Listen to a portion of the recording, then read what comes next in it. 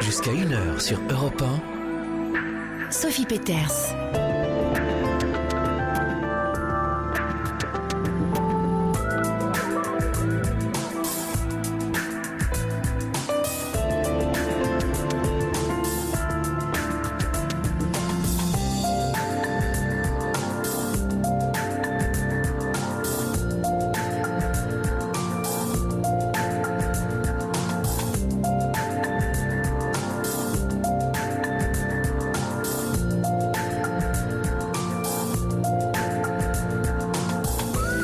Bonsoir et bienvenue dans la Libre Antenne. Une Libre Antenne qui ce soir accueille notre astrologue Muriel Siron. Vous avez été nombreux à réclamer de nouveau sa présence suite à l'émission du 1er avril. Eh bien, nous vous avons écouté et la voici dans le studio à mes côtés, notre astrologue de l'antenne. Bonsoir Muriel. Bonsoir Sophie. Alors les plus matinaux d'entre vous la connaissent bien, c'est une des voix d'Europe 1 et elle aussi, sa spécialité, c'est de diffuser de bonnes ondes, un prénom, un nom, une date, une heure, un lieu de naissance, et c'est la carte d'une vie qu'elle déchiffre au-delà des apparences. Elle perce le mystère du destin, soulève le voile de l'incarnation et propose d'anticiper ce que l'univers vous propose. Alors ce soir, elle va répondre avec moi à vos questionnements, à vos histoires de vie. Elle va vous apporter ça et ses lumières pour éclairer votre chemin à la façon dont elle le sent. Vous êtes donc toutes et tous les bienvenus à l'antenne ce soir pour profiter de l'éclairage de Muriel. Le numéro, vous le connaissez, 39 21, et Quentin et Corentin, fidèles au bout du fil. N'hésitez pas aussi à réagir par SMS au 7 39 21 en commençant votre texto par le mot nuit. Nicolas Godet veille au bon déroulement de l'émission et Muriel et moi vous attendons nombreux à ce micro au 39 21. Europe 1. Sophie Peters. Bonsoir Gérard. Bonsoir Sophie, bonsoir Muriel. Bonsoir Gérard. Bienvenue. Alors, vous vous décidez enfin, dites-vous, Oui. à nous contacter ce soir.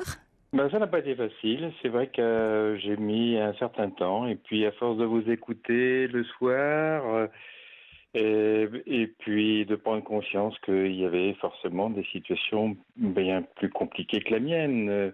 Mais je me suis dit, après tout, pourquoi pas. Et je suis dans un tournant de ma vie, de mon quotidien, et je crois que c'est ça qui m'a fait prendre conscience qu'après tout, j'avais certainement besoin de votre éclairage. D'y voir un peu plus clair.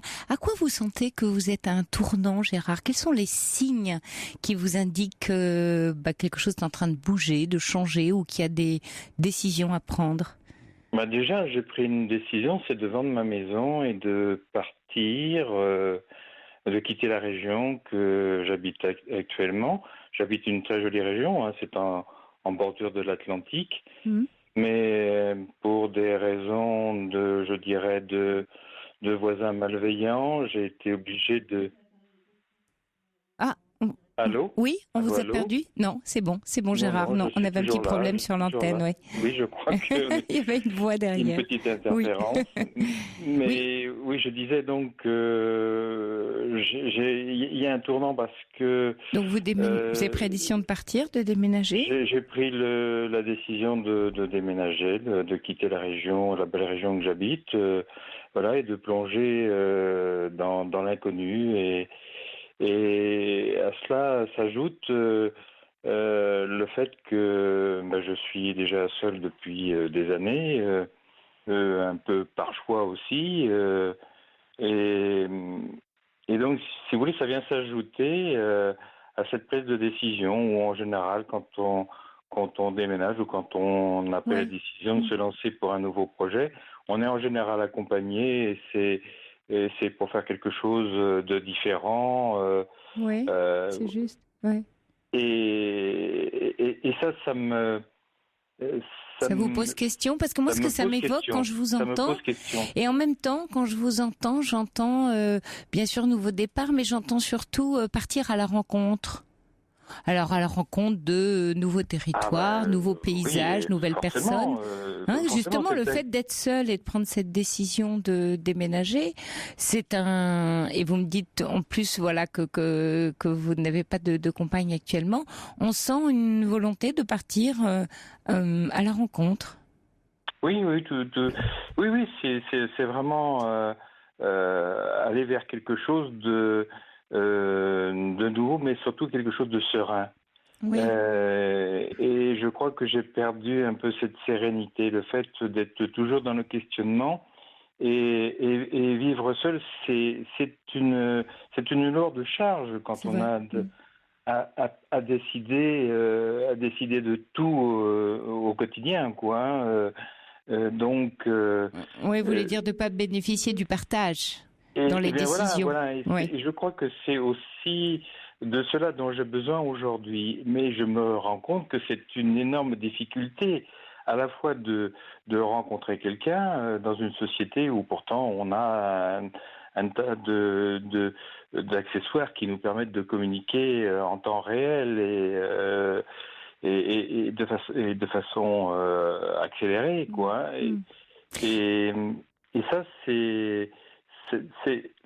ça me génère une certaine angoisse aussi, enfin tout un tas de questionnements qui font que je ne sais pas comment vont se dérouler les choses. Oui, de vous sentir pas d'avoir envie de connexion en vous sentant pas trop connecté d'une certaine manière. Oui, et pourtant bon, je suis. Oui, et pourtant vous l'êtes, oui. Et pourtant je le suis. Hein, je suis pas quelqu'un. Je suis plutôt moderne et sais être connecté quand il le faut, Bien quoi. sûr, Enfin, oui. Alors, avant de d'avoir demander à Muriel son éclairage et puis d'aller plus en profondeur dans votre thème, je voudrais savoir dans quel état d'esprit vous vous trouvez dans ce changement, dans ce tournant que vous avez décidé. Dans quel état d'esprit vous abordez aller à la rencontre d'eux, nouvelle ville, nouveaux amis, nouveaux voisins.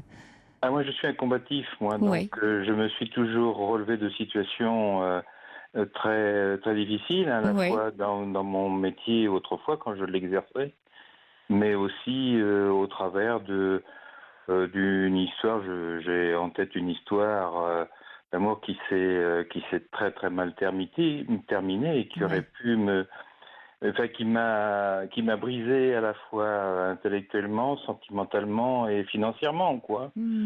Donc, il s'est trouvé qu'à ce moment-là, c'était la période où j'ai perdu mon papa. Donc, et avec je dirais à l'horizon une retraite,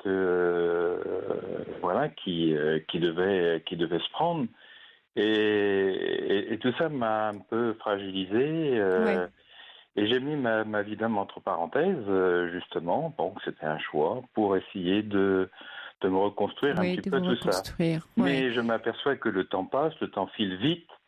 Et que je gâche du temps et que je ne peux pas et que se reconstruire, c'est aussi être avec les autres, c'est pas rester seul. Et ça, vous le comprenez.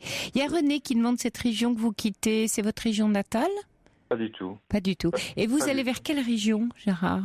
Eh bien, justement, c'est que je déménage, mais je ne sais pas où je vais. Où aller ? Bon, je me tourne alors vers Muriel qui va peut-être justement vous donner quelques propositions de chemin à emprunter. D'accord. Alors, connaissez-vous votre ascendant, Gérard ? Non, pas du tout. Non. Alors vous êtes vraiment représentatif de cet ascendant vierge. C'est-à-dire que vous êtes quelqu'un qui n'arrête pas de cogiter, quoi.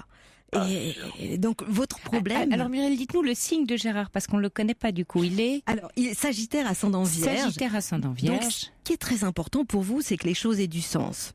Et en même temps, vous n'arrêtez pas de penser et vous roulez aussi un peu avec le frein à main. C'est-à-dire que vous êtes quelqu'un de tellement réfléchi. Bien sûr que ça a dû vous aider dans votre vie, mais en même temps, c'est vrai que vous avez du mal à passer à la vitesse supérieure.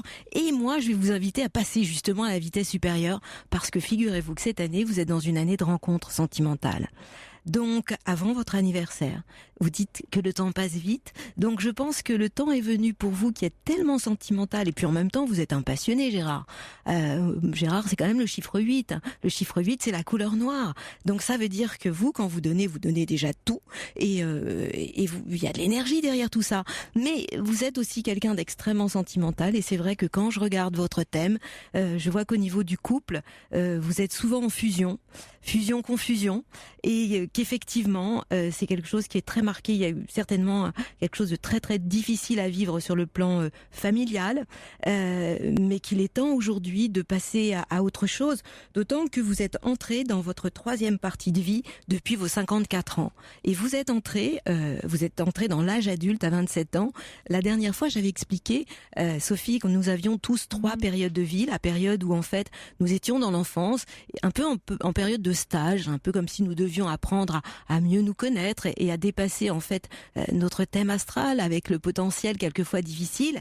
La deuxième partie de vie est une période où on a davantage de libre arbitre. Donc, les âges que j'ai repérés chez vous sont 27 ans, la sortie de l'enfance. Il y avait un cycle de 27 à 36. À 36 ans, il y avait une période importante, 45 ans aussi.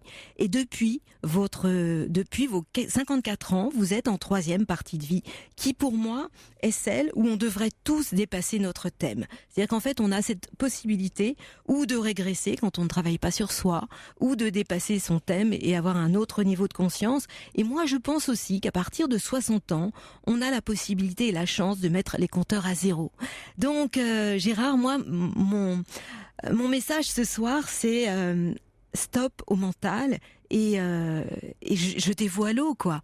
Parce que j'ai souvent parlé de train amoureux à prendre. Eh bien, il se trouve que vous êtes vraiment dans une année importante de rencontres sérieuses. Et avant votre anniversaire. Quant à la vente d'une maison, c'est pareil, c'est maintenant.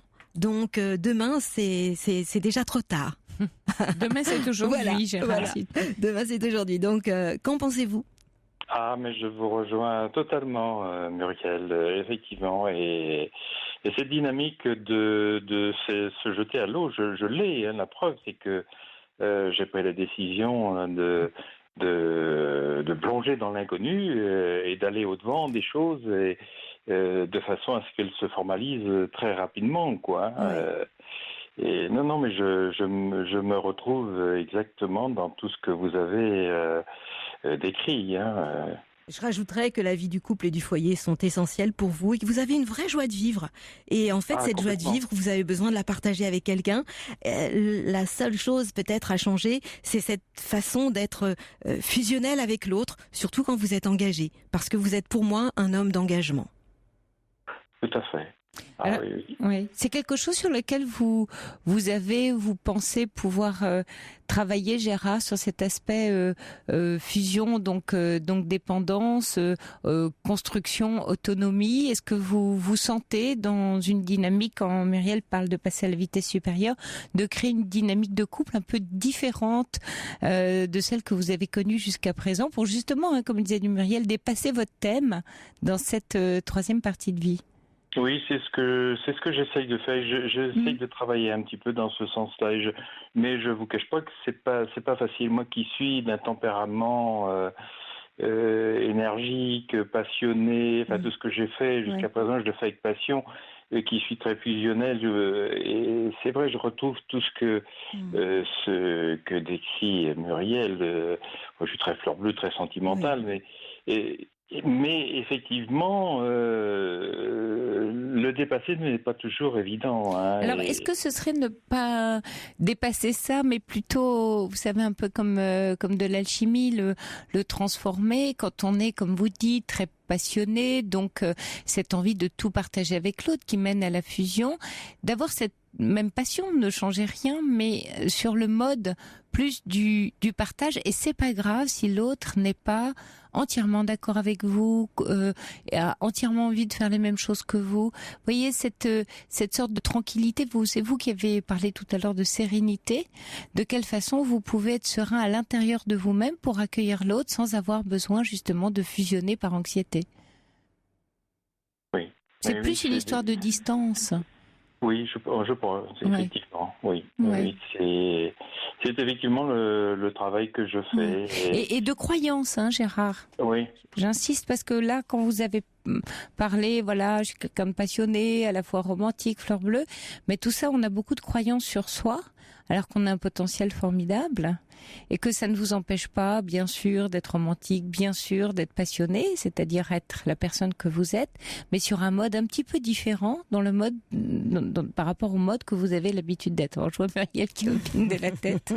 La lune en cancer quand même, hein. La lune, c'est le rapport envers la vie, envers les femmes, envers la maman aussi. Et cette lune en cancer, c'est vraiment une extrême sensibilité, quoi, qu'on retrouve partout dans votre thème. Mais en même temps, vous avez cette vraie capacité à vous remettre en question avec le temps. Et justement, utiliser ce cadeau que vous a fait la vie, qui est cette extrême sensibilité, qui à mon avis est un bel atout, quoi. Oui, mais qui m'a joué des tours Bien aussi sûr, très souvent. bien sûr. Mais rappelez-vous, troisième partie de vie. Le choix, c'est ou de dépasser son thème ou de régresser. Donc, je pense que l'heure est venue peut-être de dépasser tout ça aujourd'hui. Oui, effectivement. Je vous rejoins. C'est effectivement la dynamique dans laquelle je m'emploie. Mais je crois que les choses seraient plus faciles si je pouvais déjà partager, si je n'avais pas cette... Pardon ? C'est maintenant. C'est maintenant que vous pouvez rencontrer quelqu'un. Vraiment. Ouais.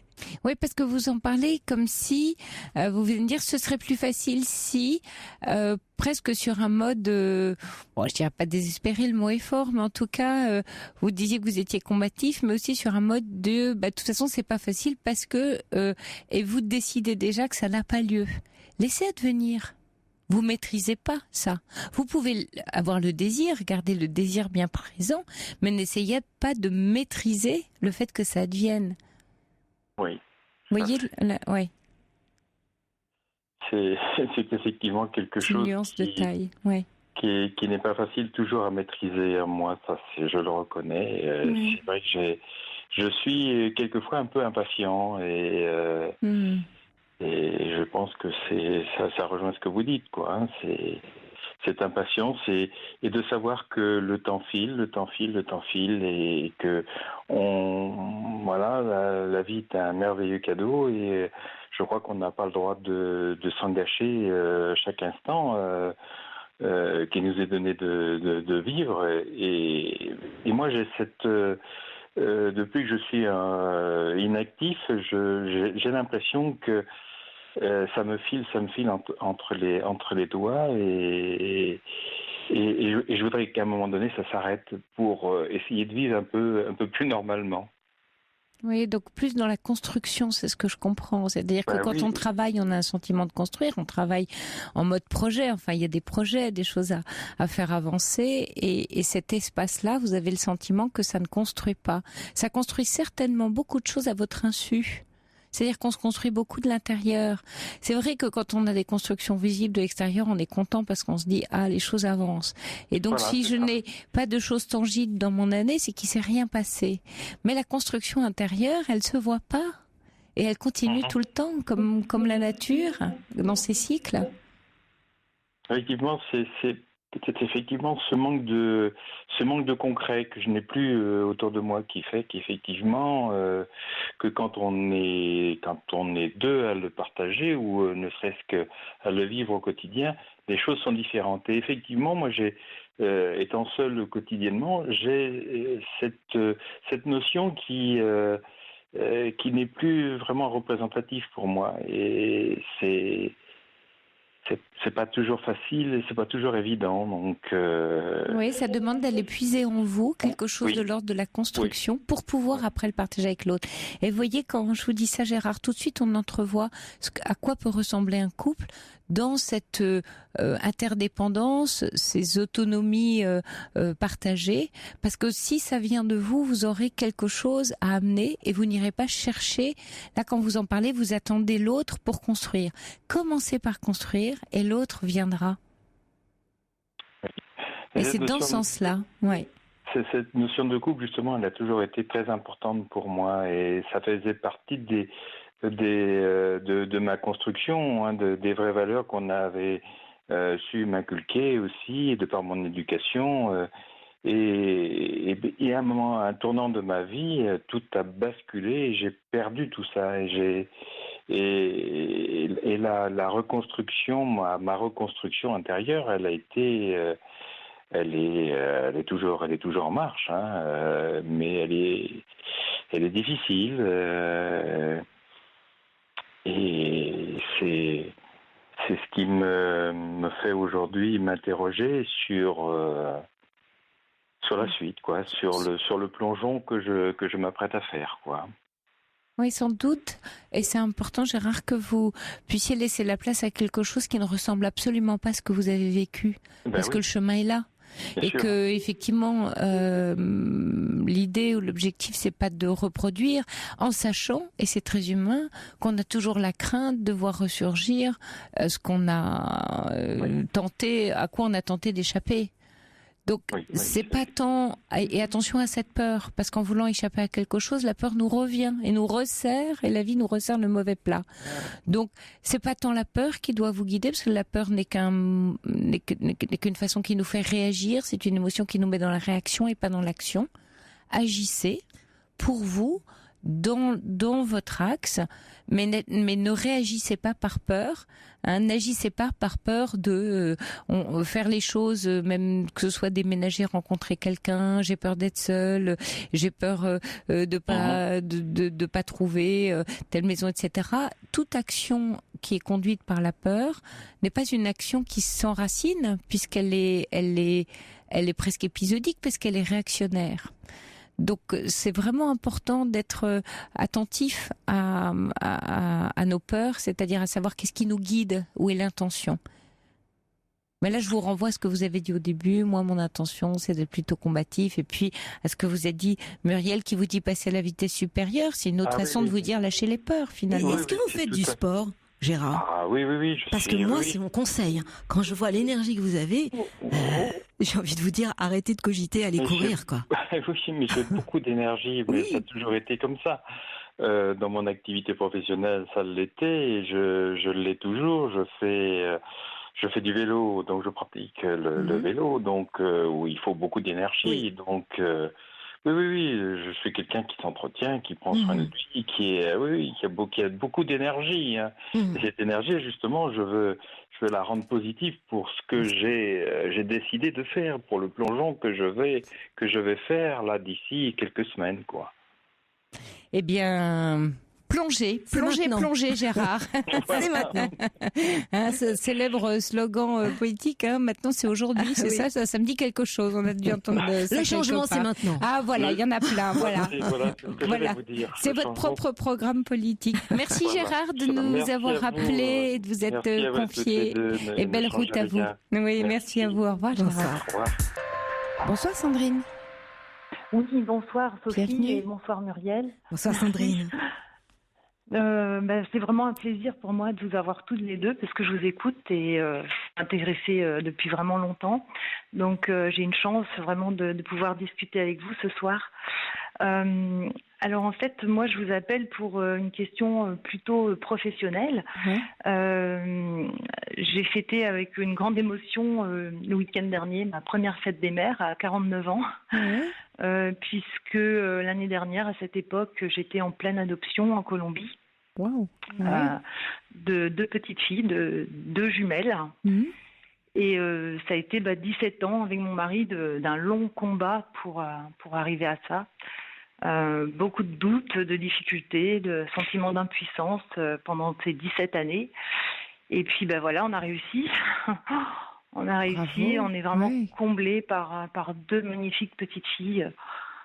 Qui ont quel âge là? Tout de suite. Oui. Elles ont 6 ans et demi. Oui. Donc l'année dernière, on est allé les chercher, elles avaient 5 ans et demi. Et vraiment, c'est vraiment la grande réussite de notre couple, d'avoir réussi à aller jusqu'au bout, parce que c'était vraiment pas facile. De tenir le projet aussi longtemps, hein, 17 ans. Hein. Oui. Parce qu'au début, il y a eu le parcours de PMI, et puis PMA, pardon. Et puis ensuite, l'adoption qui a duré 9 ans. Donc, c'était vraiment très long, quoi.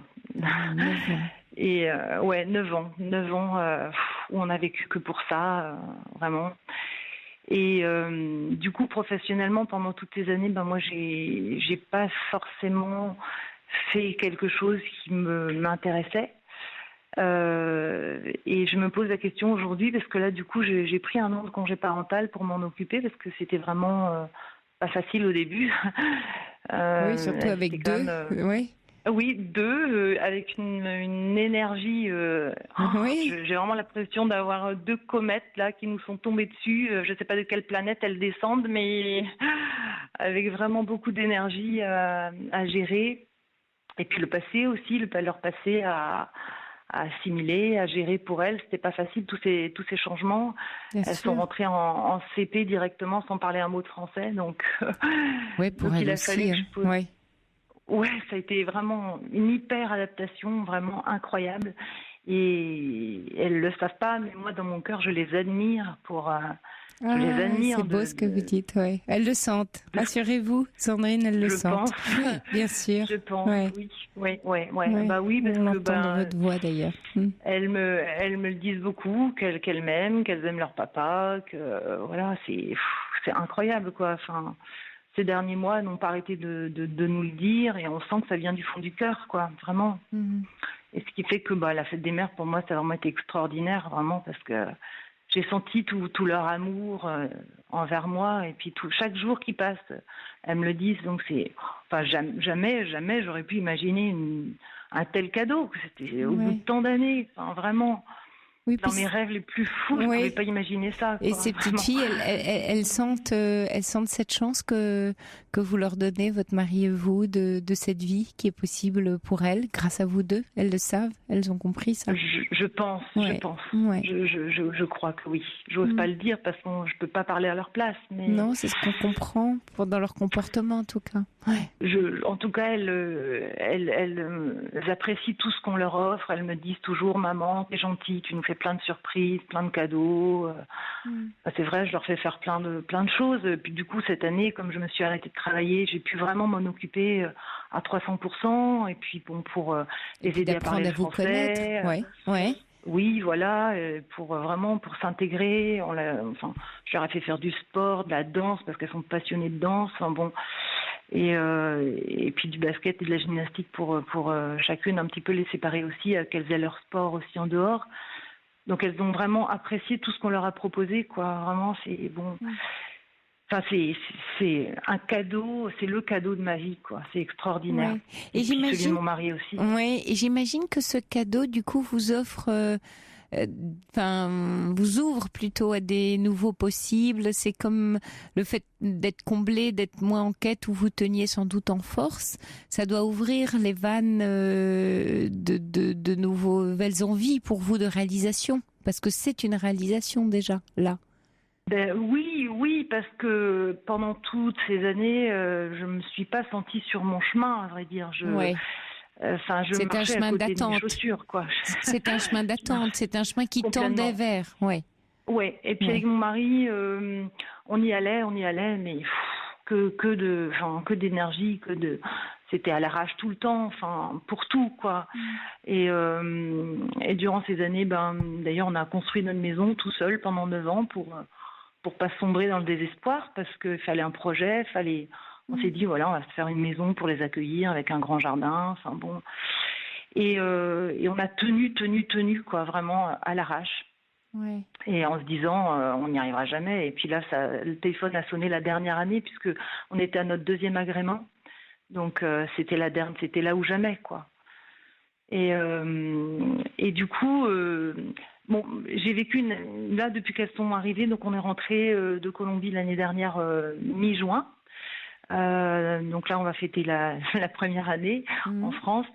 Et c'est vrai que ça a été une année où je me suis vraiment sentie très fatiguée, mais vraiment un sentiment d'épuisement proche du burn-out, et à la fois très comblée et en même temps épuisée, parce que je pense que je relâchais sur toutes ces années. Oui, c'est ce que j'allais vous dire.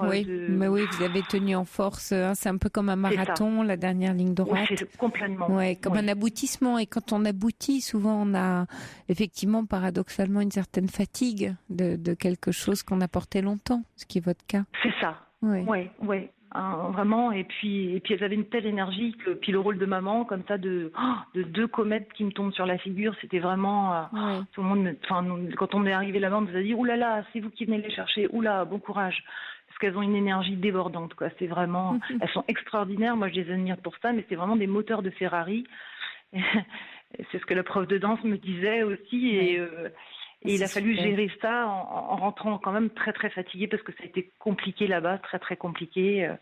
Il y a une petite qui a eu un accident là-bas et qui a fait une chute grave, donc en plus on a eu les problèmes médicaux à gérer, donc ça a été très très lourd. Et puis il a fallu que je me remette de tout ça. Et puis pendant longtemps, il a fallu parler espagnol, donc c'était fatigant aussi de leur parler espagnol tout le temps parce que c'était pas évident pour nous. Et donc du coup, moi j'ai quand même envie de changer de travail parce que le travail que j'ai fait, je l'ai fait pour attendre aussi qu'elles arrivent. J'avais un travail salarié.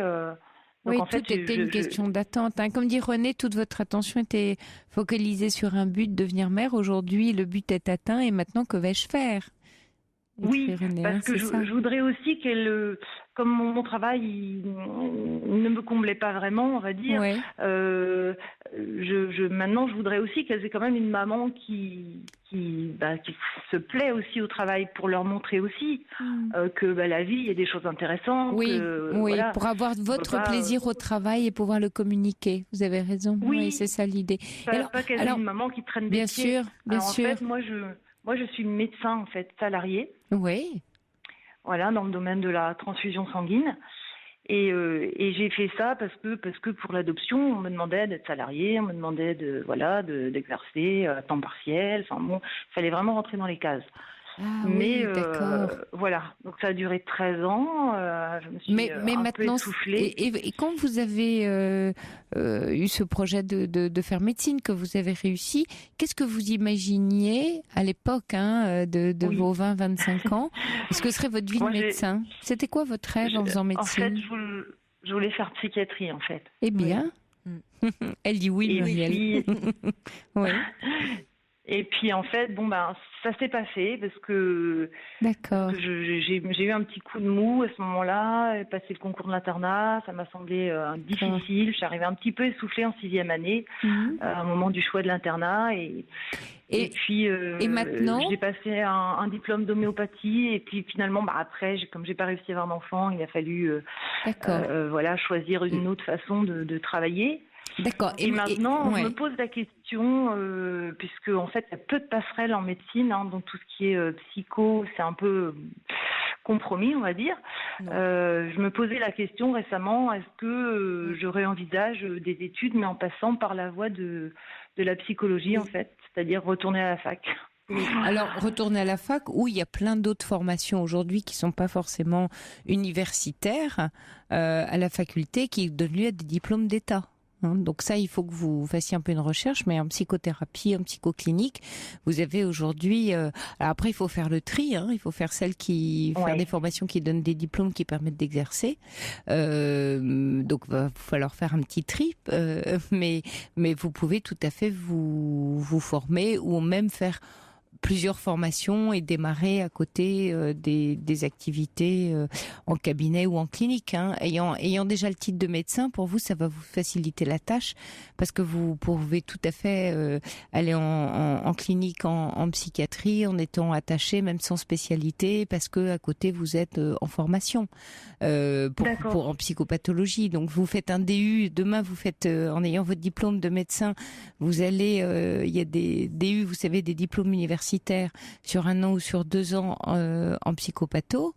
Voilà. Et vous, les portes vont s'ouvrir d'autant plus facilement que vous avez déjà un diplôme reconnu qui vont vous donner des passerelles. Alors, c'est pas des passerelles en psychologie licence maîtrise, mais vous pouvez faire des DU avec votre diplôme de médecin. Donc ça vous allez aller vous renseigner sur des centres, vous savez, d'orientation universitaire qui vont vous expliquer tout ça beaucoup mieux que moi, mais vous avez un champ de possibles formidable.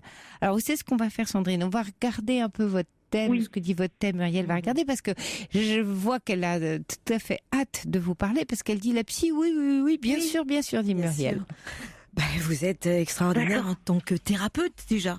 Je peux pas vous expliquer pourquoi sur le plan technique avec le ciel astral que j'ai sous les yeux, mais vous êtes quand même Scorpion, ascendant Verseau, tourné vers les autres. Ça, c'était une évidence. La médecine est tout à fait marquée dans votre thème.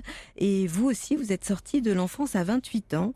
Votre troisième partie de vie, ce sera à 55. Donc aujourd'hui, vous êtes dans la période entre 46 et 55 ans, où de toute façon, l'aide aux autres est vraiment importante pour vous. C'est vraiment marqué. Vous êtes doué pour ça. Pour revenir sur les petites que vous venez d'avoir, vos enfants, vous êtes une maman formidable avec une très grande générosité puisque la lune chez vous est dans le signe du lion. Donc vous donnez tout, évidemment. Et c'est vrai que c'est fatigant, mais je peux vous dire que vous avez vraiment du répondant. Et plus vous allez leur donner, plus vous allez être maman et plus vous allez récupérer de l'énergie et de l'endurance. Parce que ça, c'est vraiment ce qui a marqué dans votre thème. Quant à reprendre des études, pour moi, c'est un énorme oui. Ah bon, d'accord. Oui.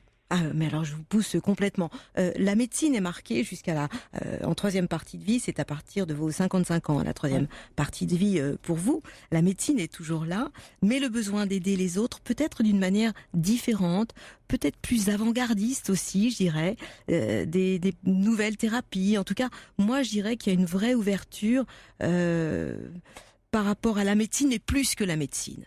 Quand on a le thème que vous avez, d'abord, je dirais que vous avez tellement de caractère, vous avez une personnalité forte, vous avez besoin de communiquer, besoin de changement, besoin de mouvement, besoin que ça.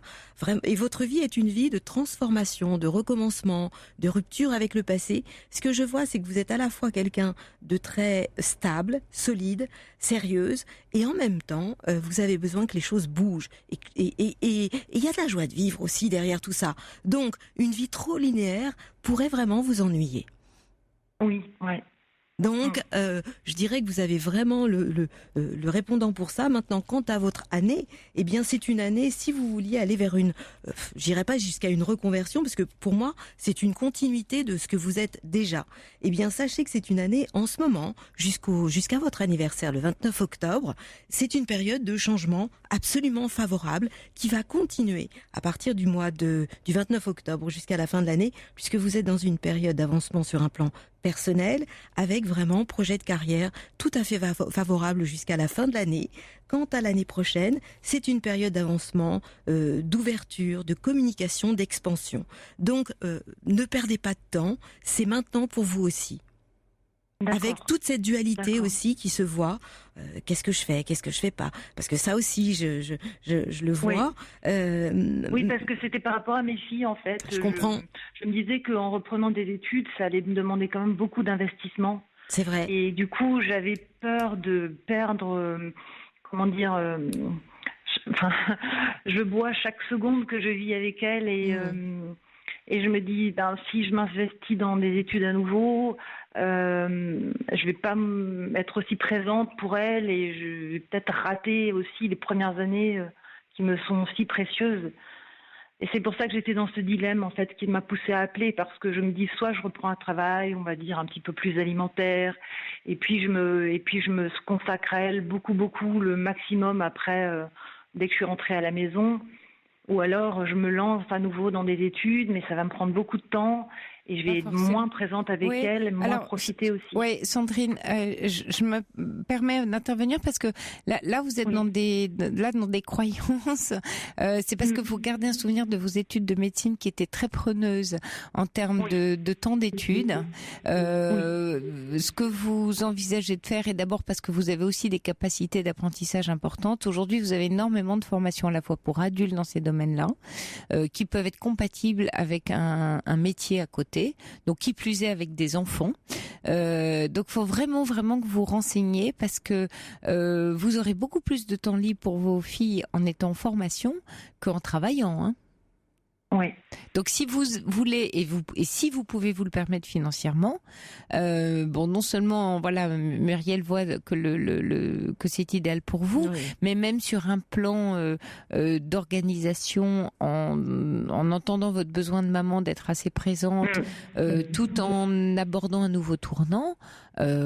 regardez, là on est en début juin, regardez d'ores et déjà pour la rentrée de septembre ce que vous trouvez comme cycle et dans les domaines thérapeutiques qui vous intéressent, qui sont aujourd'hui quand même très vastes. Donc commencez à enquêter là. Et surtout, vous devez choisir un chemin qui va vraiment vous plaire. Parce que quand vous aimez ce que vous faites, vous apprenez beaucoup plus vite. Parce que finalement, vous êtes quelqu'un de vraiment passionné. Donc, Mercure, la planète de la communication, de l'intellect, est dans le signe du Scorpion. Donc, ça, c'est un signe de passion et vraiment bien aspecté par rapport à la planète Vénus, ce qui veut dire que vous avez vraiment besoin d'aimer ce que vous apprenez. Et ça tombe bien parce que cette planète Vénus, elle se trouve dans la maison 8, qui correspond vraiment à l'inconscient. Et je pense que tout ce qui touche le monde de l'inconscient, les études dans ce monde-là, ne peut que vous nourrir. Et vous apporter. L'année dernière, pardon, je vous coupe, j'avais fait une petite formation déjà avant que le téléphone sonne. Justement, c'était hypnose et pédiatrie. Ah, génial. Petite formation. Et j'aurais souhaité peut-être faire un cursus plus profond, en hypnothérapie, en hypnose ericksonienne. Oui. Mais ça, c'est tout à fait compatible avec votre vie de maman, Sandrine. Alors, moi, j'ajouterais même travailler avec les enfants, bien évidemment. La maison du travail, dans votre thème, se trouve dans le signe du Cancer, qui correspond en fait aux enfants. Vous avez déjà eu envie de travailler uniquement avec les enfants ? Oui, là, j'hésitais aussi avec la médecine scolaire, parce que moi, j'irais à fond. Ça pouvait être compatible. Non, mais complètement. Oui, la médecine scolaire, oui. Tout ce qui a un rapport avec la thérapie, le monde des enfants, c'est chez vous, quoi. Mais la thérapie auprès des enfants à ce moment-là, Sandrine. Oui, c'est ça. Pourquoi vous mariez ? Parce que là, vous dites soit les enfants, soit la thérapie. Ah ben non, les deux. Oui. Les deux. Oui. Et oui, sinon vous vous enlevez déjà des possibilités dans ce que vous aimez. N'oubliez pas et c'est vous qui nous l'avez dit tout au début de votre témoignage, j'ai besoin et envie de faire quelque chose qui me fait plaisir et que j'aime, ne serait-ce aussi que pour que mes filles apprennent ce que c'est que de travailler dans le plaisir. Et vous avez bien raison, Sandrine. Et ça va donner du sens aussi à ce que vous voulez faire. Oui. C'est une voie royale, moi, que j'ai sous les yeux. Bon. D'accord. C'est bon, Sandrine. Donc demain, vous regardez, vous prenez des renseignements. C'est parti. Voilà, c'est parti pour enquêter. Vous devez être au point pour 55 ans, pour vos 55 ans. 3e partie de vie. D'accord, je le ferai alors. Je vous promets. Je vous rappellerai pour vous dire. Voilà, rendez-vous bientôt dans 5 ans.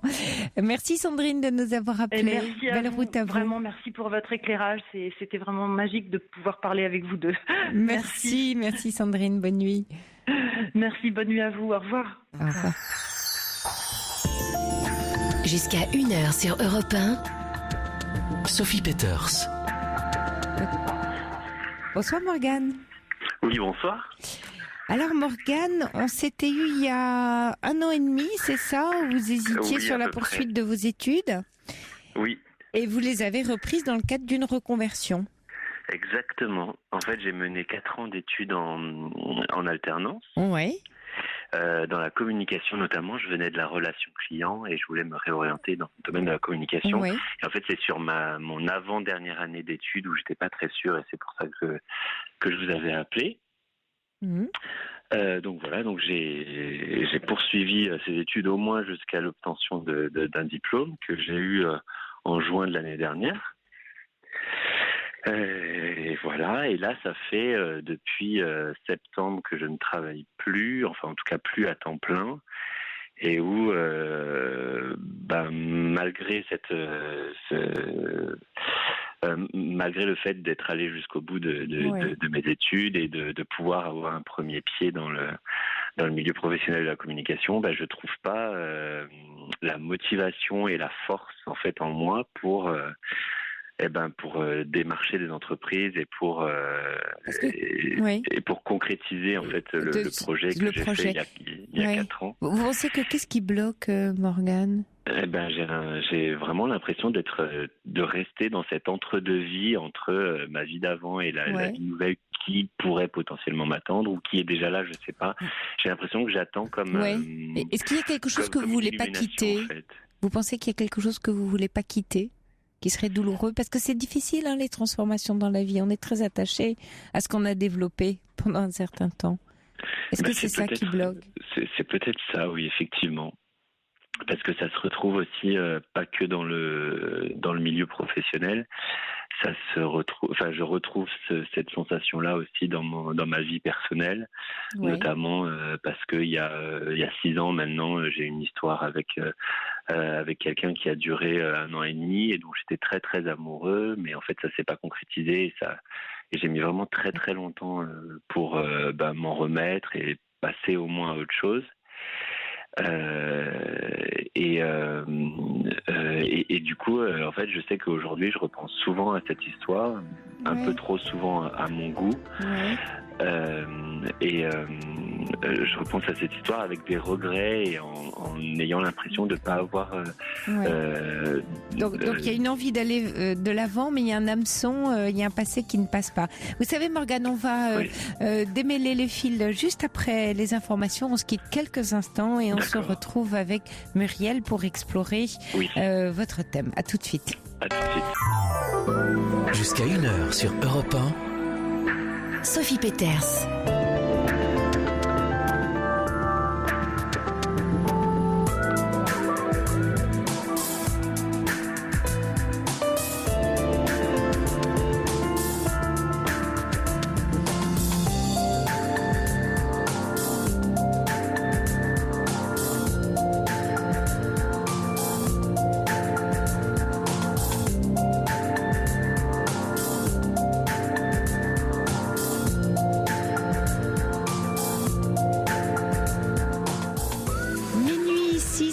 Vous écoutez Europe 1, c'est la libre antenne qui se poursuit avec vous et en direct. Une libre antenne qui ce soir accueille notre astrologue Muriel Ciron, dont la spécialité c'est de diffuser de bonnes ondes. Alors ce soir, elle répond avec moi à vos questionnements, à vos histoires de vie. Elle vous apporte ça et ses lumières pour éclairer votre chemin à la façon dont elle le sent. Le numéro, vous le connaissez, 39 21, et Quentin et Corentin, fidèles au bout du fil. N'hésitez pas aussi à réagir par SMS au 7 39 21 en commençant votre texto par le mot nuit. Nicolas Godet veille au bon déroulement de l'émission et Muriel et moi vous attendons nombreux à ce micro au 39 21. Europe 1, Sophie Peters. Rebonsoir Morgane. Rebonsoir Sophie. Alors Morgane, on était ensemble juste avant les informations et vous nous disiez que vous étiez un peu coincé dans un entre-deux de vie professionnelle, un entre-deux de relations sentimentales, et beaucoup d'inachevés en fait en ce moment dans votre vie. Alors Muriel justement a regardé un peu votre thème et elle va vous dire qu'est-ce qu'il en est de tout cet inachevé. D'accord. Bonsoir Morgane. Alors ce que je vois, c'est que vous êtes le roi de l'indécision. Avec ce bel ascendant balance. À la fois, vous avez besoin de choses concrètes, parce que vous êtes un bon taureau, avec pas mal de planètes en taureau. Donc vous réfléchissez, vous avez besoin d'être sécurisé, besoin de structure finalement, et besoin de regarder où vous mettez les pieds. Mars dans le signe du taureau, vous faites pas n'importe quoi. Et puis en même temps, l'hésitation chez vous, elle est chronique, quoi. Vous êtes né comme ça, et à partir de 40 ans, ça ne s'arrange pas. En fait, avec le temps, à partir de 40 ans, on va plus vers son ascendant que vers son signe solaire. Et donc, en fait, c'est ce qui fait aussi tout votre côté diplomate, parce que vous êtes aussi quelqu'un qui sait mettre de l'eau dans son vin, qui sait communiquer, qui a besoin de justice, qui donc ne supporte pas l'injustice. Et donc, il y a beaucoup il y a ce côté hésitant. Alors, ce que j'ai détecté aussi, c'est que vous êtes quelqu'un qui, oui, vous réfléchissez beaucoup, vous avez besoin de temps. Il y a une certaine distance, autant en amour que dans tout ce que vous pouvez faire. Et vous êtes à la fois un homme d'engagement. Il y a beaucoup de contradictions chez vous. À la fois, il y a ce côté, j'ai besoin de m'engager. Si je m'engage, c'est pour la vie. Et puis en même temps, j'ai besoin d'air et j'ai plus besoin de vivre avec quelqu'un que de m'engager. Donc déjà, il y a ça. En même temps, j'ai vu un côté timide, réfléchi, avec une vie beaucoup plus intérieure qu'extérieure. Donc tout ça se bouscule et je suis allée voir évidemment votre année et vous êtes en pleine année d'insécurité, une année vraiment d'introspection, de réflexion, pas du tout une mauvaise année, mais une année point d'interrogation quoi. Alors je me suis penchée sur toute votre vie depuis votre naissance et vous êtes sorti de l'enfance, vous avez 34 ans, donc vous êtes sorti de l'enfance il y a pas si longtemps, à 27 ans, et vous êtes dans cette période de 27 à 36 ans, donc votre troisième partie de vie, je vous en parlerai tout à l'heure, où ce que j'ai vu, c'est que en ce moment, vous auriez besoin à la fois d'un travail où on vous donne des responsabilités, mais où en même temps, vous vous sentez protégé par une structure. Donc c'est compliqué, parce que je vous vois travailler pour vous, à partir de vos 36 ans, mais je dirais que mais il n'y en a plus pour très longtemps, pendant 2 ans, en fait, je vous vois vraiment avoir besoin d'être encore encadré pour prendre vraiment votre envol à 36 ans, de 36 à 45 ans. C'est vraiment une période où je vous vois dans un job indépendant, avec même le sens du commandement, avec une réussite ambitieuse, et vous êtes capable de diriger une équipe, mais où chacun se prend en charge, se prend en main. Ce que j'ai vu aussi, c'est que vous avez besoin de voyager. Ou dans la tête ou physiquement, et vous êtes aussi quelqu'un de très émotionnel, le côté émotionnel est vraiment marqué, et dans votre vie j'ai vu des bouleversements, des moments vraiment de remise en question, donc je suis plutôt très optimiste, et votre troisième partie de vie aura lieu à 54 ans, on a encore un peu de temps devant nous, mais en tout cas pour moi ce qui est important c'est la période actuelle avec tous ces points d'interrogation qui de toute façon vous ressemblent, mais qui en même temps sont un gage finalement de sécurité, parce que cet attendant balance qui vous fait tellement hésiter vous permet aussi d'avoir ce côté je garde les pieds sur terre, parce que vous avez aussi besoin de ça. Vous ne pouvez pas renier qui vous êtes. Ce soleil dans le taureau avec Mercure, la communication dans le signe du taureau, et Mars aussi, et c'est profond chez vous, parce que toutes ces planètes-là se trouvent dans la maison 8 qui correspondent à votre inconscient, sont magnifiquement bien aspectées. Ce qui veut dire que plus vous allez prendre votre temps, plus vous allez peser le pour et le contre, et plus vous allez être certain d'être sur votre chemin, et c'est ce qui va vous amener à avoir vraiment une joie de vivre. Je voudrais aussi rajouter quelque chose que j'adore chez vous, c'est votre joie de vivre. En fait, vous êtes né de bonne humeur. Pourquoi je vous dis ça ? Et puis vous avez besoin d'innover. Alors par contre, il faut faire attention, par moment vous explosez, et quand vous êtes trop explosif, ça va pas du tout. Parce que vous hésitez, et tout d'un coup, waouh, ça explose. Et quelquefois, quand ça explose, c'est pas terrible. Mais c'est Jupiter dans le signe du Sagittaire, c'est votre thème, raconte que quand vous êtes né, vous étiez content. Donc ça, vous l'avez pour la vie. C'est-à-dire que vraiment, c'est un cadeau. C'est un cadeau. Donc moi, je suis positive, optimiste. Je sais que vous êtes quelqu'un qui est capable de se remettre en question. D'ailleurs, vous êtes le roi de la remise en question. Je vous ai pas encore parlé de votre vie amoureuse. La planète Pluton, c'est la planète de la transformation, et cette planète-là, elle se trouve dans la maison 1 chez vous, c'est-à-dire votre identité. Mais elle est aussi magnifiquement bien aspectée avec la planète Vénus. D'abord, l'amour, pour vous, c'est vachement important. C'est très important, et c'est ce qui donne du sens à votre vie. Et quand vous aimez, il y a un côté, il y a même un côté enfant qui se réveille chez vous, parce que cette planète Vénus, vous avez besoin d'un doudou finalement. Elle est dans le signe du Cancer. Et créer une famille, ça va être très très important. Mais en même temps, c'est là où je vous retrouve, avec toute cette dualité, vous avez besoin d'être libre en même temps. Et la période de 36 à 45 ans, où je vous vois travailler pour vous, est une période où il va falloir que vous soyez avec quelqu'un qui accepte ce besoin d'indépendance. Et plus ça va aller aussi dans la vie, et plus vous allez avoir d'énergie. Il faudra faire attention à ce que cette énergie-là ne devienne pas un excès de nervosité.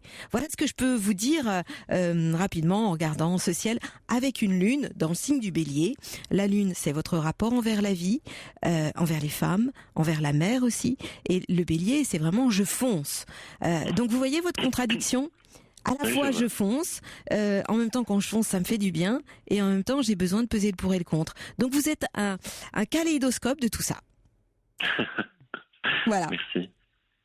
Non mais je comprends, et je me retrouve beaucoup dans ce que vous dites, notamment sur cette notion d'explosion comme vous l'indiquez, quand par exemple je suis dans des réussites, et qui sont des réussites immédiates. ça me donne beaucoup le vertige en fait, et sur le coup je peux les vivre de manière très très intense et m'en nourrir beaucoup pour qu'ensuite pendant une longue période j'y repense et je débriefe pendant longtemps. Et pareil pour les décisions que je prends sur les hésitations. En fait, c'est intéressant parce que ce que vous dites cette année, c'est une année d'introspection, et c'est exactement le cas, puisque ce que je disais, c'est que là, je travaille pas à temps plein, et en fait, je passe beaucoup de temps et dans la solitude et dans le silence et dans des activités uniquement pour moi. En me disant qu'effectivement je peux pas, j'ai l'impression que je n'ai pas du temps pour une activité à temps plein professionnelle, parce que je suis dans cette introspection là. Absolument. Et notamment en fait j'ai juste l'activité que j'ai qui me prend quelques heures par jour. En fait, c'est une activité de travailleur indépendant. En fait, c'est quelque chose qui est naissant depuis décembre dernier. D'accord. Moi, j'ai vu aussi le besoin de reprendre des études, de voyager, de reprendre des études. Tout ça, c'est maintenant. Ça, c'est ce qu'il a fait, en fait. Oui, mais c'est toujours d'actualité au travers le thème, au moins jusqu'à la fin de l'année.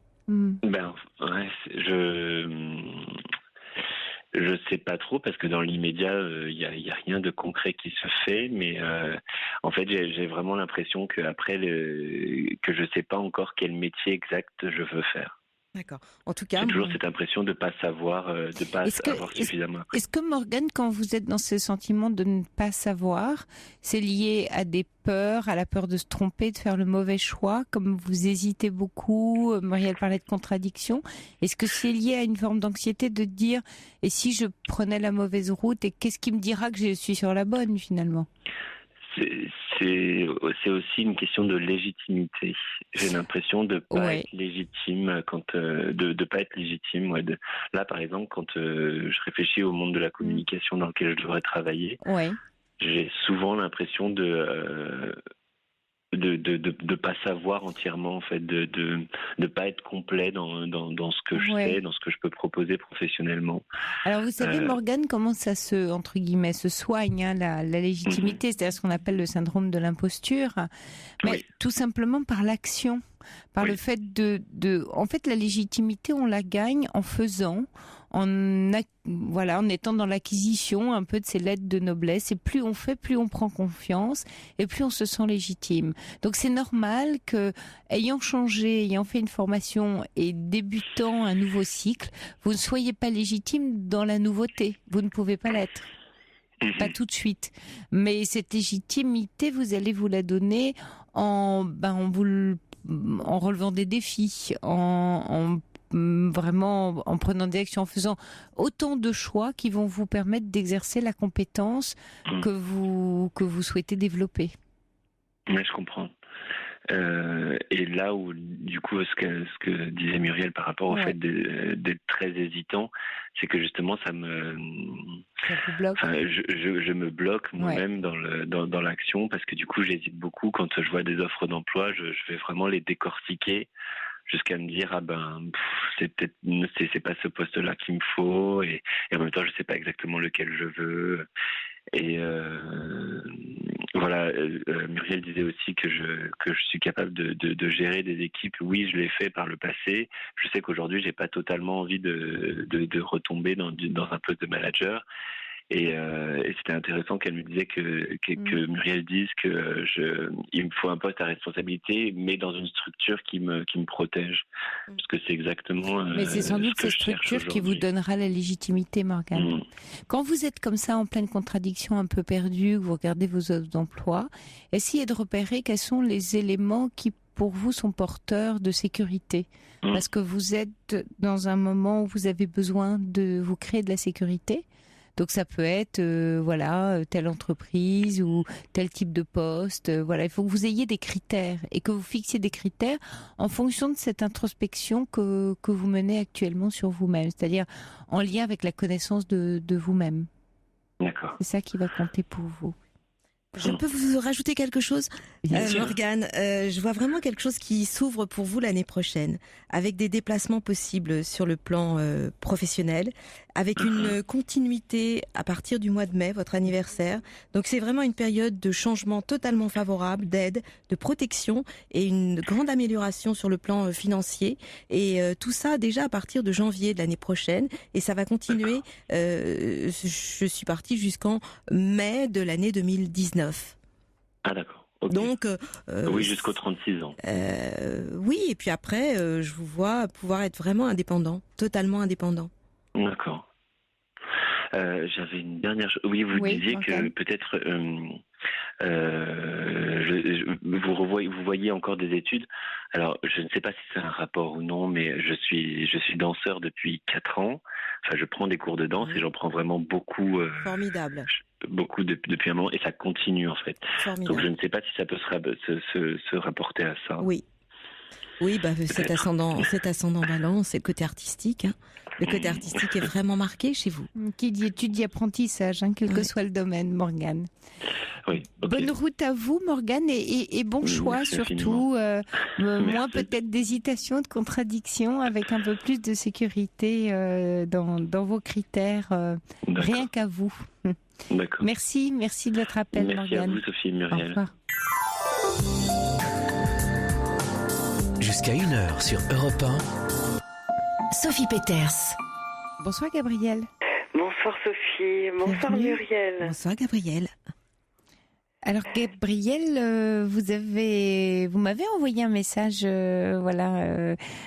privé sur Facebook, sur la page de la Libre Antenne, en disant que vous aviez envie d'être dans la lumière ce soir avec votre prénom et que c'était important pour vous, un peu comme comme une naissance, comme une mise au monde en tout cas à cette antenne. Il y a quelque chose de ça? Il y a quelque chose de ça, oui.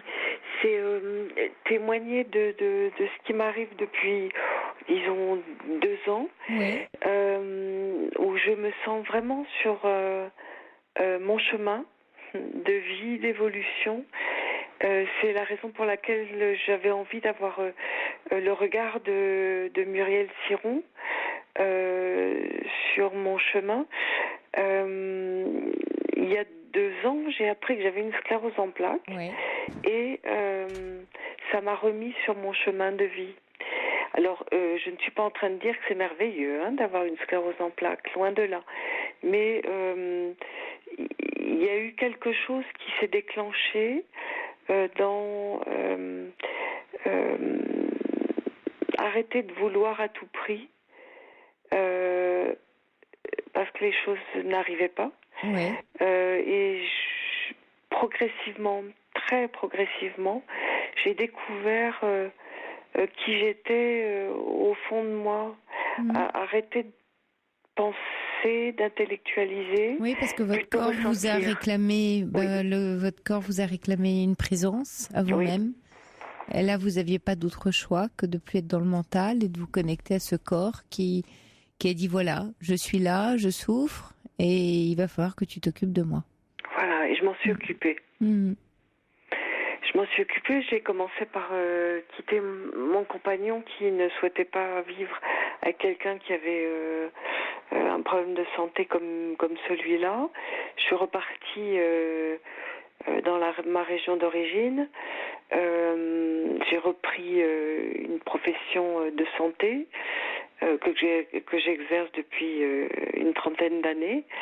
Ça a été très très difficile, mais avec l'aide d'un thérapeute, d'une psychothérapeute, et puis d'un chemin de méditation, de travail sur mon corps, et une reprise de sens dans ma vie, puisque j'ai toujours aimé aider les autres et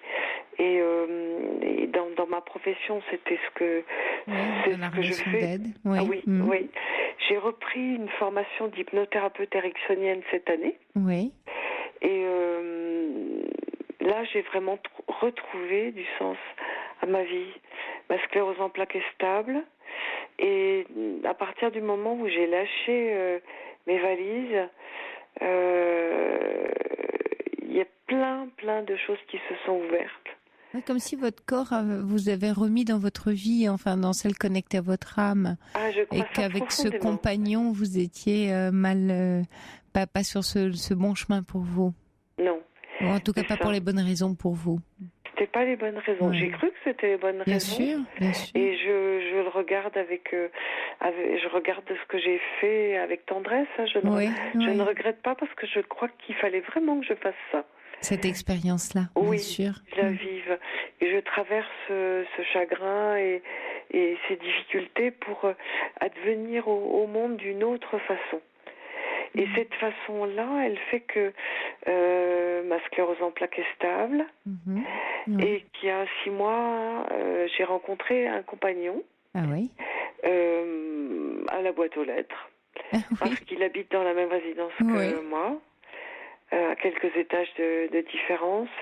Et c'est pour moi un homme merveilleux.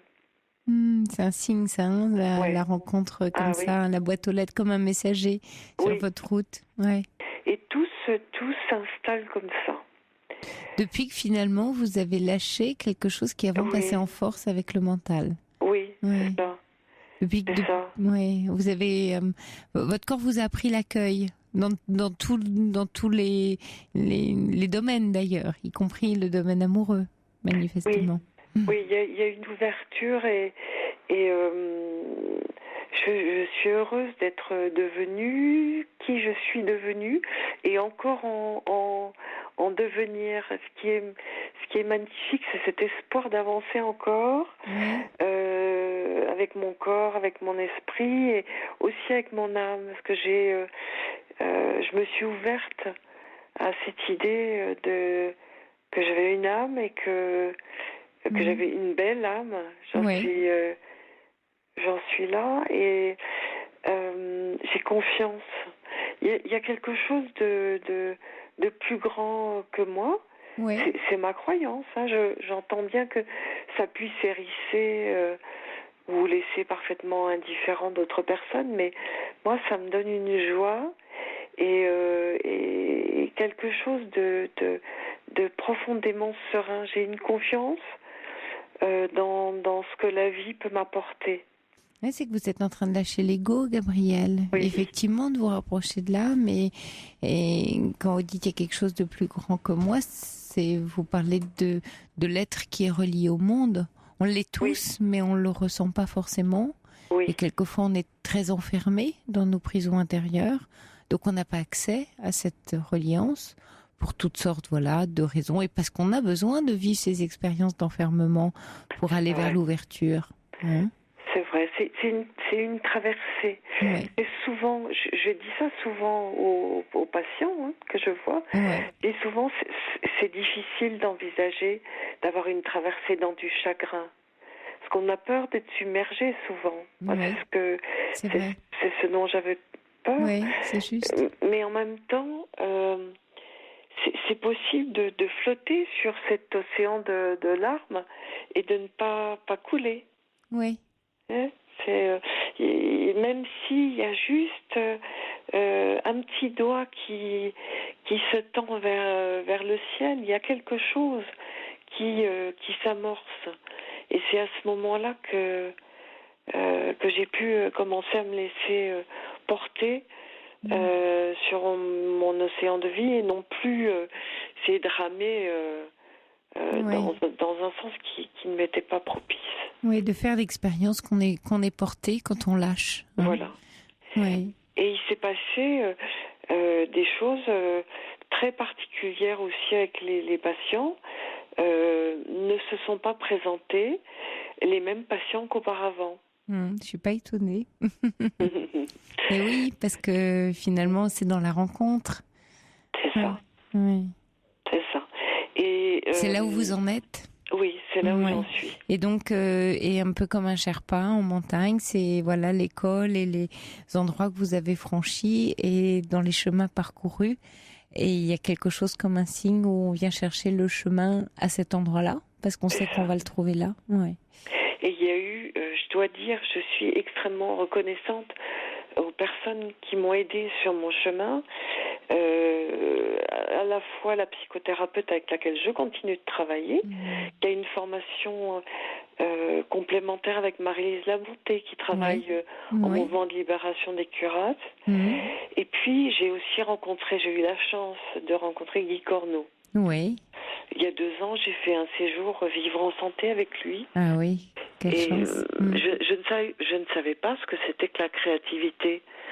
La première fois que je l'ai rencontré, je suis repartie dans le train en me disant mais qu'est-ce que c'est que ça, la créativité? Je voyais bien qu'on pouvait faire de la peinture ou de la photo, mais j'avais pas du tout le créateur compris. de sa vie. Ouais. Voilà. Et là maintenant, je le suis. Ouais. Magnifique témoignage, Gabrielle. Alors, quelles sont les réponses que vous cherchez justement, du coup, ce soir auprès de Muriel? C'est intéressant de savoir aussi dans quel état d'esprit vous êtes quand vous avez envie d'entendre Muriel vous parler. Alors, j'ai écouté la première émission. Je la connais parce que j'entends son travail sur l'antenne. Ça m'a permis de m'ouvrir à la possibilité de demander à propos de mon incarnation, de ce que mon âme dit, de choses que je suis peut-être pas encore en capacité d'entendre toute seule. D'entendre toute seule. Un guide. Voyez, quelqu'un qui est éclairé, comme vous, Sophie. Merci, Gabrielle. Alors, Muriel. Alors Gabrielle, vous êtes cancer ascendant vierge. Oui. Et le cancer, c'est vraiment le signe qui a vraiment besoin de travailler sur son corps pour se réparer ou pour se réconcilier avec lui-même. Et en même temps, comme vous êtes ascendant vierge, vous êtes beaucoup dans le mental. Donc effectivement, mais c'est une vierge qui n'est pas destructrice. L'ascendant est bien aspecté dans votre thème et surtout bien aspecté avec la planète Mercure, le mental, la communication. Et en fait, je dirais que plus vous travaillez sur votre corps et plus vous pouvez y voir clair mentalement. Avec, je rajouterais aussi une extrême sensibilité qui se voit partout chez vous. Vous êtes une antenne, vous captez tout, vous sentez tout. Ce qui est à la fois formidable et en même temps très handicapant. Parce que quand on a une telle sensibilité, c'est compliqué. Et en même temps, vous avez de l'énergie. Donc, moi, j'aurais envie de vous dire, écoutez, c'est bien de pouvoir sentir les choses, mais ce serait bien aussi de bouger physiquement. Pour, comme je le disais tout à l'heure, je crois que c'était à Morgane, que ce serait peut-être pas mal de courir ou de faire du sport, en tout cas de pouvoir extérioriser physiquement pour éviter de trop cogiter. Oui, vous avez raison. C'est dans ce sens que je travaille avec la praticienne dont j'ai parlé à l'instant, qui travaille en mouvement de libération des cuirasses. Donc ce sont vraiment des mouvements sur le corps, allongés sur un tapis. C'est à la fois dans le mouvement, un tout petit mouvement, et une sensation pour ouvrir des choses avec lesquelles je me suis cuirassée depuis l'enfance. Oui, ça se voit. La Lune, chez vous aussi, la Lune, c'est le rapport envers la vie. Et c'est vous en tant que femme, elle se trouve dans le signe du Verseau. Donc, c'est un signe d'indépendance, besoin de liberté. Ça veut dire aussi que tout ce qui touche ce monde un peu spirituel. Moi, je vois un travail avec une connexion spirituelle importante. La maison du travail se trouve dans le signe du Poisson. C'est-à-dire que vous êtes sensible au monde invisible aussi. Vous sentez aussi les choses, les ondes. Donc, en fait, travailler en soignant l'autre, mais en captant aussi le monde invisible, ça fait aussi partie de vous. Donc, ce sont des choses que vous devez absolument utiliser. Maintenant, si vous... et puis aussi, il y a une grande générosité quand il s'agit d'aider les autres chez vous. Enfin bon, j'ai toujours un peu envie de parler de technique en astrologie, mais bon, j'essaie de rester en surface. Maintenant, vous parlez d'âme souvent. Vous êtes revenu avec ce sens du combat, quand on parle d'âme, on regarde toujours les nœuds lunaires en astrologie, c'est-à-dire d'où on vient et pourquoi on est là en réalité. Alors on y croit, on n'y croit pas. Je peux parler aussi de vie antérieure, mais en tout cas, vous êtes revenu, vous, avec ce sens du combat dans cette vie, et vous êtes faite pour démarrer les choses. On peut toujours compter sur vous pour démarrer. Et le but de votre incarnation, c'est d'apprendre la coopération, avec la coopération dans le travail, le respect de l'engagement aussi, avec un destin assez rempli sur le plan social, qui peuvent quelquefois être un peu lourdes d'ailleurs, mais vous êtes revenu pour apprendre à partager, à donner, à chercher l'harmonie avec les autres, à reconnaître leur liberté, à être diplomate, d'où cette lune dans le signe du Verseau qui vous aide énormément. Donc en fait, voilà pourquoi vous êtes revenu, et en fait c'est de passer du je au nous. Voilà, il y a vraiment un travail à faire au niveau du couple. Le couple est important chez vous aussi, et tout en vous respectant. C'est là où il peut y avoir une complexité, parce qu'en fait vous devez réussir à être à deux tout en vous respectant vous. Et c'est tout le travail que vous avez à faire dans cette vie-là. C'est très juste. Oui, je ressens bien ça. Vous mettez des mots sur des sensations, et j'en suis là pour le moment. C'est magnifique. Merci beaucoup, Muriel. Oui, c'est peut-être ce nouveau couple-là qui arrive au bon moment pour faire l'expérience, le passage du jeu au nous dont parle Muriel, justement. Oui, mais c'est tout à fait ça. Oui, c'est la gageure actuellement. Mon compagnon m'aide beaucoup. Ouais. Merci Gabrielle de nous avoir appelés ce soir. C'est un très beau cadeau que vous m'avez fait toutes les deux. C'est gentil. Merci On vous embrasse. Bon chemin à vous. Moi aussi, je vous embrasse. Au revoir Gabrielle, merci. Au revoir. Europe 1, Sophie Peters. Bonsoir Karine. Oui, bonsoir. Bienvenue. Alors, merci. Vous nous appelez parce que vous êtes dans une relation amoureuse un peu compliquée, c'est ça ? Oui, mais en entendant la chanson que j'en viens d'entendre, finalement, je me dis que... Vous dites quoi ? Je dis que les relations, finalement, sont compliquées entre hommes et femmes, parce qu'il y a toujours cette notion d'enfant. Et est-il possible, on s'investit, on projette, est-ce que ce sera le père de mon enfant ou pas ? Et finalement, pendant la chanson, je suis remontée à toutes mes autres histoires amoureuses. Ah oui, en se disant à chaque fois, est-ce que ça va être le bon, quoi ? Donc le père de... Ouais, est-ce que ça sera le bon ? Et que finalement, en fait, je résume, j'ai pas d'enfant, j'ai 48 ans. Ouais. Et que il y a toujours... j'ai eu 4 relations dans ma vie, mais c'est vrai que cette chanson-là, à ce moment-là, fait que je suis plus dans le présent, comme j'en avais parlé à Corentin, et que je fais le bilan un peu de la maternité, et que c'est un autre discours du coup. Oui, mais c'est quelque chose qui a pesé, c'est ça que vous vouliez dire, sur vos rencontres, vos relations avec les hommes ? Qui ont pesé, qui ont... ou encombré, ou je sais pas. C'est-à-dire que je pense qu'on est une génération, alors là je vais faire peut-être une généralité, je ne sais pas, ce choix, cette liberté de décider quand est-ce qu'on fait un enfant, finalement il est quand même très difficile. Et donc à 17 ans ou 18 ans ou 19 ans, on ne sait pas trop. À 20 et quelques années, on rencontre quelqu'un qui dit lui, moi j'en veux pas. On fera peut-être changer d'avis, mais des années passent, il change pas d'avis, donc on change de compagnon pour en avoir d'autres. Enfin voilà, moi c'est un peu le parcours que j'ai eu. Et finalement, pour arriver à quelqu'un avec qui on a décidé de faire un enfant, et j'avais 40 ans. Donc on est passé par les procédures d'insémination, de PMA, qui étaient assez lourdes, assez difficiles, où le couple faut être solide, et il n'a pas résisté parce qu'en même temps on avait une entreprise. Ouais. Et finalement, à l'issue de ça, j'ai fait une thérapie. Ouais. Et est-ce que c'était le bon, pas le bon ? Moi, j'estimais que c'était le bon, que c'était un père, que ça aurait été un formidable papa. Et on s'est séparés parce qu'il a rencontré quelqu'un de plus jeune et avec qui il a fait des enfants tout de suite. Avec qui ça a marché. C'était assez douloureux. Je ne vous cache pas que c'est choquant. Oui. Et donc là, je disais juste à comment... d'être remplacé. Oui. Pardon ? D'avoir ce sentiment comme ça d'être remplacé parce que le projet n'a pas abouti. Bien sûr, vous êtes renvoyé.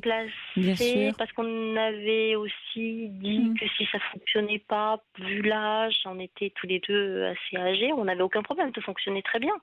Simplement, c'est une question d'âge. Donc on a mis des chances de notre côté en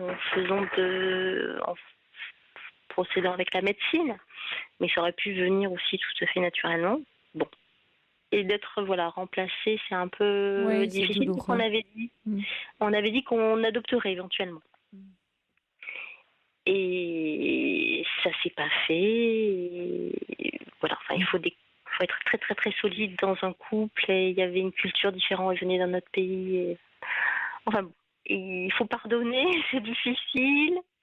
Oui. Voilà. Et donc, du coup, étant donné qu'on travaillait ensemble, ça fait que la séparation engendrait aussi ma perte d'emploi. Oui. Et du coup, j'ai l'impression, le début de mon message à Corentin, c'était ça, c'est que depuis, j'ai l'impression d'être dans un rond-point. Oui. Et je tourne, et je vois pas la direction, et à un moment donné, il faut en prendre une, mais je n'en prends aucune, et j'ai l'impression de devenir folle. Parce que, voilà. Et j'ai fait le choix de me dire, tant que je n'aurai pas une activité professionnelle, tant que je ne serai pas inscrite dans son chemin, je n'aurai pas de relation avec quelqu'un. Je veux pas refaire ce que j'ai fait. Et puis, c'est avéré que quelques jours après ma séparation avec mon ex-compagnon, j'ai rencontré quelqu'un comme ça de façon fortuite avec qui on a communiqué. Mais moi, c'était hors de question qu'il se passe quoi que ce soit. Pendant plus de 2 ans, on a communiqué, ou 2 ans et demi même. Et puis finalement, en début d'année, on s'est vu plus régulièrement et on a eu une vraie relation. Oui. Donc je me suis dit, c'est très bien, ça me met sur un chemin finalement. Il y a aussi une période de sa vie où il est en train de divorcer, où il remet en question plein de choses. Peut-être qu'on va pouvoir faire quelque chose ensemble, c'était très bien. Et puis il m'annonce que finalement, il va redonner une chance à son couple. Repatatra. Et donc je me retrouve encore je souris pour pas être. Donc lui était en fait tout juste séparé. Non, ça faisait 5 ans, mais ça faisait 5 ans qu'ils étaient séparés. Mais on dirait, Karine, que vous êtes sur le chemin de certains hommes. Alors on va regarder ça avec Muriel, mais moi le sentiment que ça me donne, c'est que vous êtes là pour leur donner des permissions qu'ils prennent pas sans vous. Alors il y en a un, vous aviez donc un projet d'enfant, ça n'aboutit pas, il vous quitte et tout de suite après il rencontre une femme avec laquelle ils fondent une famille. Là, vous aviez rencontré un homme, tout d'un coup, il vous rencontre alors qu'il était séparé depuis plusieurs années. Il se pose la question de retourner avec son ex. Comme si vous étiez là, placé sur des chemins avec... que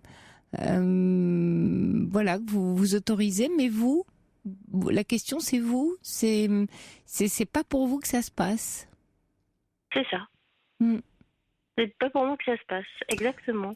Alors, je regarde Muriel parce que je trouve ça très questionnant. Je vois quand même quelque chose, un scénario qui se reproduit là dans ce que vous racontez. Et quand un scénario se reproduit, c'est qu'on a tendance à reproduire un schéma familial. Un schéma familial ou des schémas de croyances ou de comportement. Mais je vais laisser déjà Muriel vous répondre.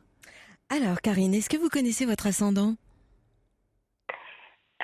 Mon ascendant, il me semble que c'est Scorpion, mais Capricorne. Capricorne. Oui. D'accord. D'après les informations que j'ai, qui vous ressemblent bien, vous êtes bien né à 19h, c'est ça, le 6 août 68 à 19h. Donc vous êtes ascendant Capricorne, vous êtes Lion, ascendant Capricorne, de signe très fort. Et en amour, quand vous donnez, bien vous donnez tout. Et en même temps, vous êtes extrêmement sensible. La Lune chez vous se trouve exactement sur votre ascendant. D'ailleurs, j'en profite pour vous dire que vous devez être très sensible aux périodes de pleine Lune, aux périodes de nouvelle Lune.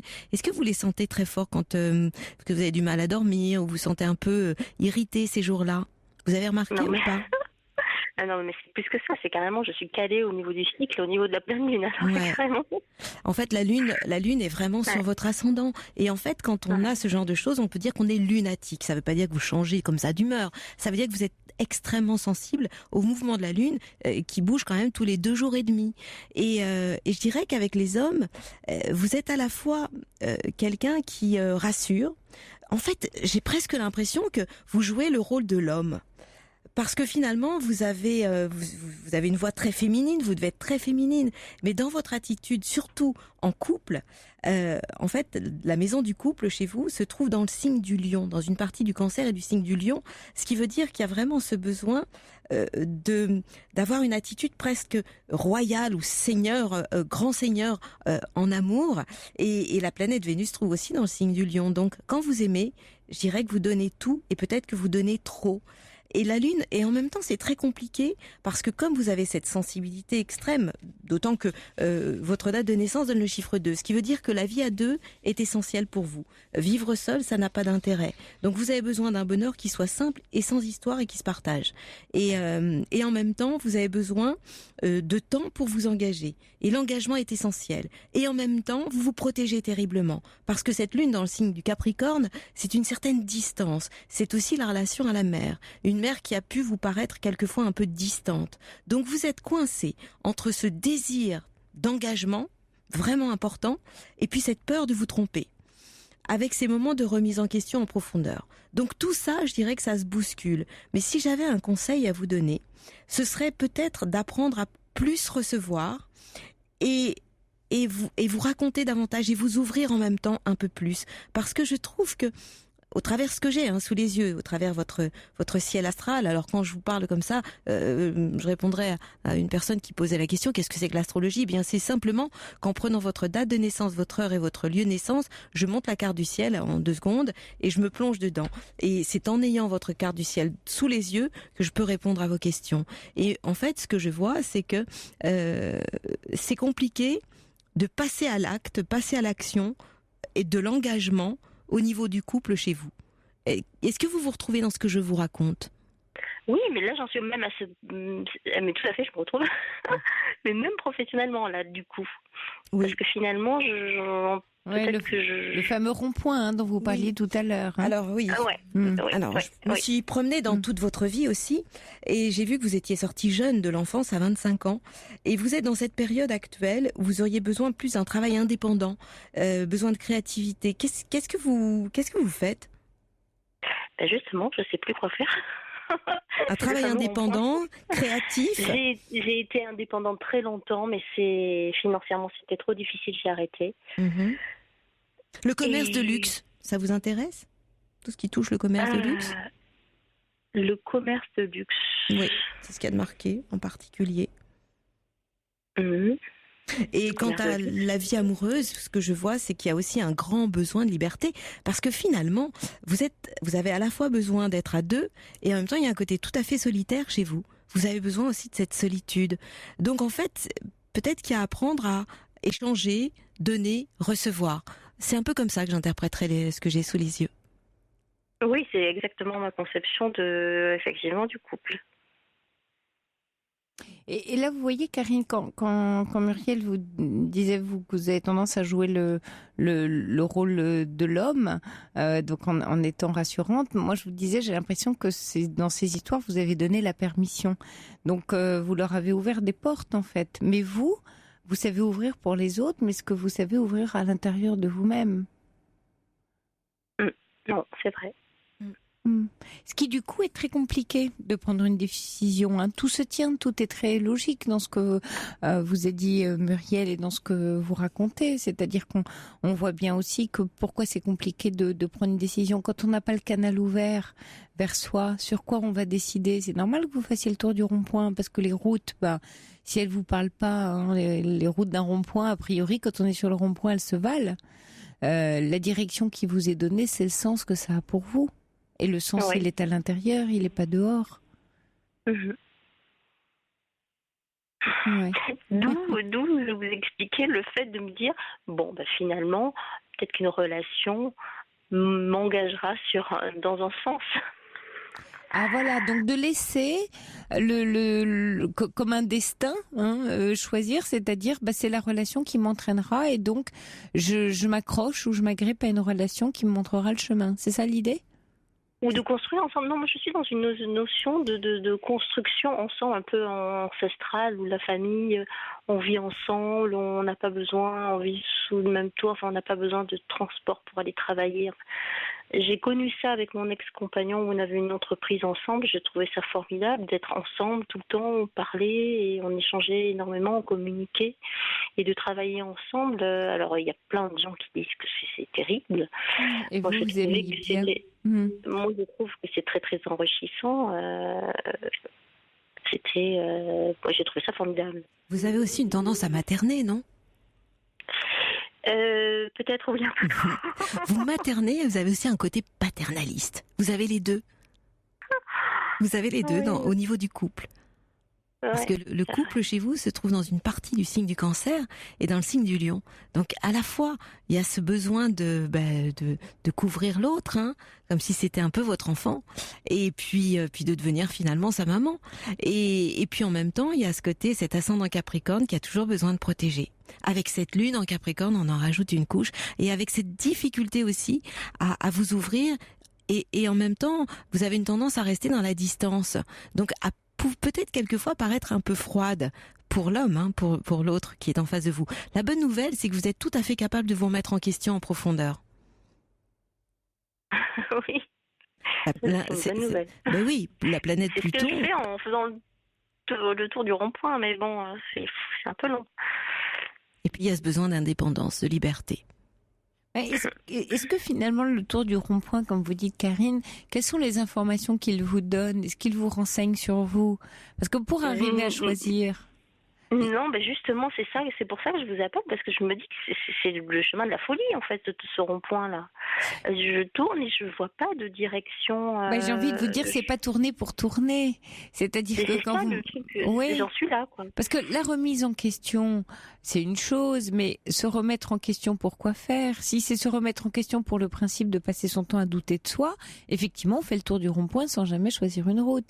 Maintenant, si c'est remettre en question certaines croyances, j'avais cru ça, j'avais imaginé que le couple serait comme ça, j'avais imaginé que tel homme, j'avais imaginé telle histoire, et je me rends compte qu'en fonction de l'événement, de qui je suis, de ce qui m'arrive, finalement c'est pas ça, mes illusions tombent, c'est douloureux, mais voilà ce que ça m'enseigne sur le chemin que je peux prendre. Là, on est dans quelque chose de salutaire, on se questionne, on remet les questions.